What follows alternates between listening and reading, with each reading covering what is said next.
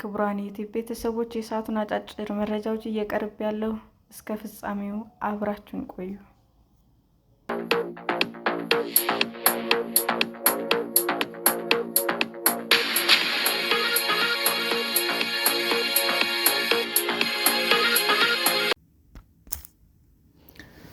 በወርቅ የተሰራው መጸዳጃ በ12 ሚሊዮን ዶላር ተሸጠ።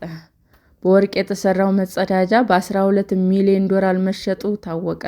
መጸዳጃውን የገዛው በአሜሪካ ሮበርት ሪፐብሊክ የተመሰረተው ፊሊፕ ኤት ኦር ኖት ተቋም ነው። አሜሪካ የተሰኘው መጸዳጃ በጣሊያናዊ አርቲስት ማውሪዚዮ ካቲሊና የተሰራ ነው። አገልግሎት የሚሰጠው መጸዳጃውም በ101.2 ኪሎ ግራም ባለ 18 ካራት ወርቅ የተሰራ ነው። የመጀመሪያው ተመሳሳይ መጸዳጃ ኒውዮርክ በሚገኘው ጉጉንሃይም ሙዚየም በ2016 በሕዝብ መጸዳጃ ቤት ተገጥሞ የቆየ ቢሆንም ከ3 ዓመታት በኋላ ከኦክስፎርድሻየር ቤተ መንግሥት መሰረቁ ተገልጿል። ሁለተኛ የወርቅ መጸዳጃ መኖሪያ ይፋ ከሆነ በኋላ ማክሰኞ ዕለት በኒውዮርክ ከተማ ሲቲቪ በተሰኘው የአጫራቾች ድርጅት ለገበያ ቀርቧል።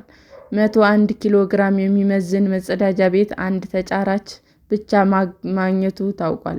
የመነሻ ዋጋ የሚወሰነው በወርቁ ትክክለኛ የገበያ ዋጋ ማለትም በ10 ሚሊዮን ዶላር እንደሆነም አጫራቹ ተናግሯል። በታዋቂው የአሜሪካ ተቋም ሪፐብሊክ ቢሊቭ ኢት ኦር ኖት እንደተገዛም ገልጿል። ተቋሙ በኢንስታግራም ገጹ ላይ በደስታ እንጠቀመዋለን ሲልም በመጻፍ ገዢው መሆኑንም ገልጿል። የመዝናኛ ተቋም በዓለም ዙሪያ የተለያዩ እንግዳ ነገሮችን ጨምሮ የዋና መዝናኛ መስህቦችን በማቅረብ ይታወቃል። ታዋቂው ኪም ካርዳሺያን የማሪሊን ሞንሮ ንብረት የሆነው ቀሚስ እንድትለብስ በመፍቀድ በ2022 የመገናኛ ብዙኃን መነጋገሪያ ሆኖ ነበር። እንግዶቹ የወርቅ መጸዳጃውን እንዲጠቀሙ ለመፍቀድ የሚያስችሉ አማራጮች እየመረመሩ እንደሆነም ተገልጿል። እንዲህ አይነቱ አጋጣሚ ትልቅ ዕቅድና ሁሉንም ነገር በትክክለኛው አቅጣጫ እንዲሄድ ለማረጋገጥ ድፍረት ይጠይቃል ሲልም ሪፖሊ አክሏል።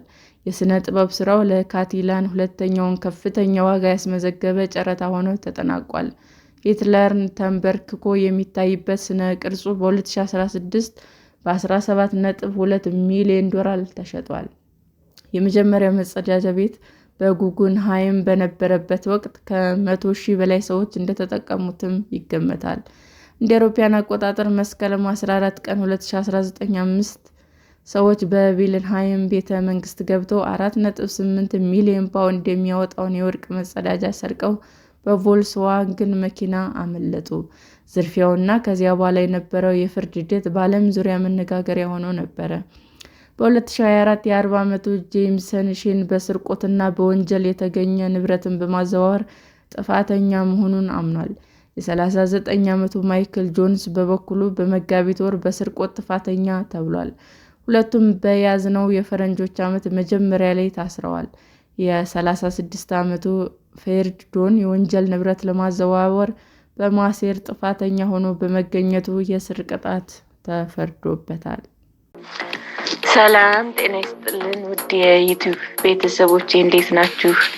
አዲስ ጀማሪ ነኝና ሰብስክራይብ ያደረጋችሁ አበረታቱኝ። አመሰግናለሁ።